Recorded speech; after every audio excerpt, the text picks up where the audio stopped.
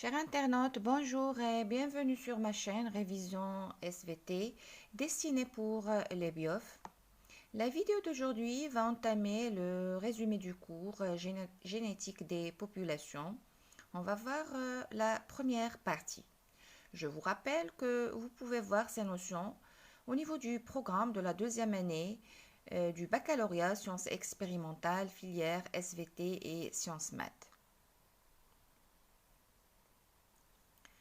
Contrairement à la génétique mendélienne, où les croisements étaient dirigés, la génétique des populations décrit les proportions des génotypes au sein d'un ensemble d'individus issus de croisements non contrôlés entre de nombreux parents. Le but de l'étude de la génétique des populations est de déterminer comment évoluent les populations au cours du temps.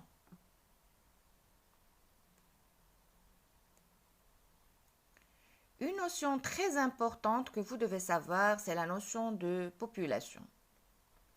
Donc, une population est l'ensemble des individus d'une même espèce vivant dans une zone géographique suffisamment petite pour que tous les partenaires sexuels présentent la même probabilité de rencontre. Une notion aussi importante qui est le pool génétique. Donc, les individus de la même population ont en commun un stock de gènes qu'on appelle pool génétique, formé par tous les gènes contenus dans les génotypes individuels.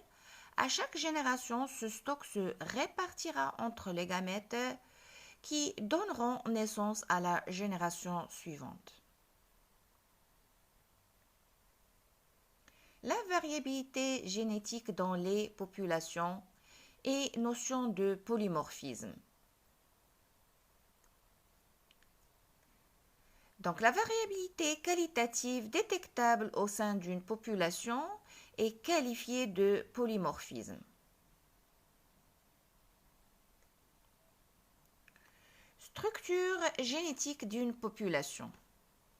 La structure génétique d'une population est déterminée par deux paramètres essentiels qui sont la fréquence des génotypes et la fréquence des allèles.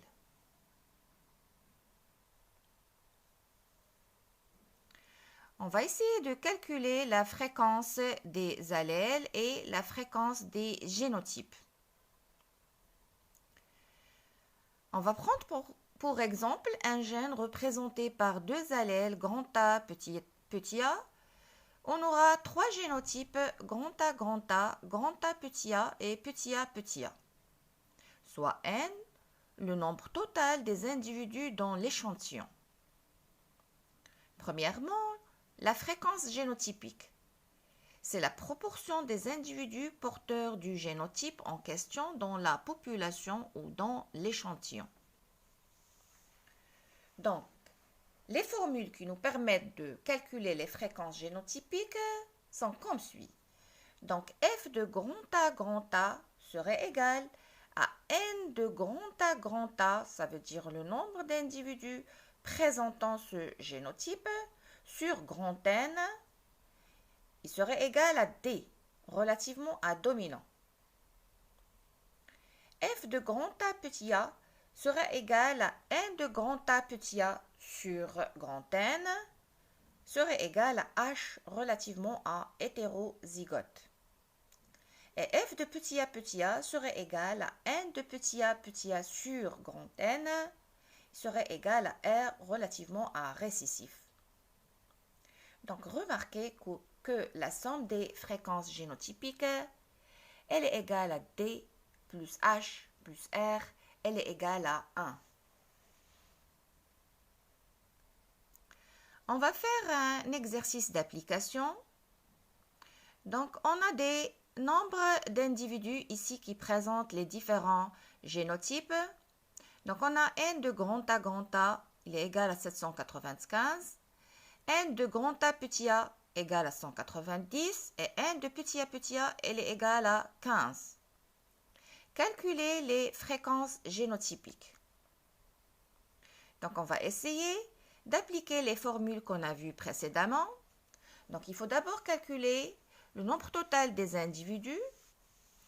On a ici grand N égale à 1000 et on va appliquer les différentes formules qu'on a vues pour calculer les différentes fréquences génotypiques. Donc, on aura f de grand A serait égal à 0,795, elle est égale à D, et f de grand A petit a serait égal à 0,190, elle est égale à H, et f de petit a serait égal à 0,015, elle est égale à R. Donc, la somme des fréquences génotypiques, elle est égale à 1, elle est aussi égale à D plus H plus R.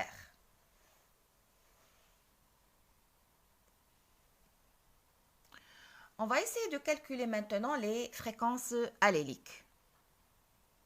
Donc, les fréquences alléliques sont les proportions des allèles en question dans la population ou dans l'échantillon. Et donc, nous avons deux allèles et donc on va calculer deux fréquences, f de grand A et f de petit a. Donc, f de grand A serait égal à f de grand A plus n demi f de grand A petit a. Il est égal à 2 fois le nombre d'individus présentant le génotype grand A, puisqu'il apparaît 2 fois chez ces individus, plus n fois grand A, petit a, il apparaît une fois, sur 2n. Donc, remarquez ici qu'on divise par 2 fois n. Le 2, il est relativement au nombre d'allèles. On a ici 2 allèles. Donc, f de grand A serait égal à P. On peut lui attribuer cette lettre. Il est égal à D plus 1 demi H. Rappelez-vous, f de grand A, il est égal à D. Et f de grand A petit a, il est égal à H. Donc, f de grand A ne serait égal qu'à D plus 1 demi H. De la même façon, on va essayer de calculer la fréquence de l'allèle petit a. Et donc, on aura f de petit a, il est égal à f de petit a plus 1 demi f de grand A petit a. Il serait égal à 2 fois n petit a, étant donné qu'il apparaît 2 fois, plus n de grand A petit a sur 2n. Et donc, f de petit a serait égal à Q lent, il serait égal à R plus n demi H. Donc, la somme des fréquences alléliques, elle serait égale à P plus Q lent, il serait égal à D plus H plus R, elle est égale à 1.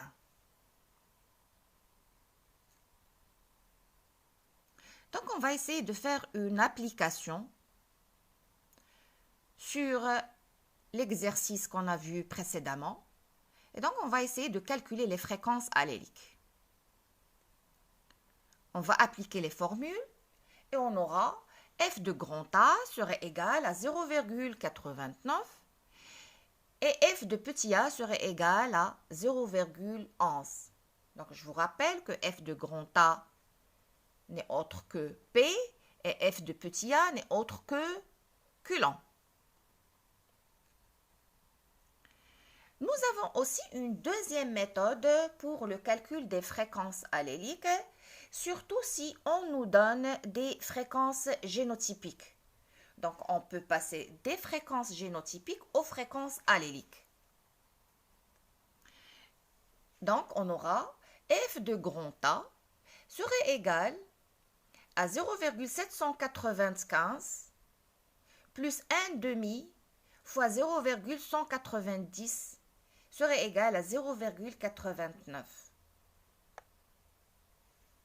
Donc ici, on a appliqué tout simplement la formule D plus n demi H.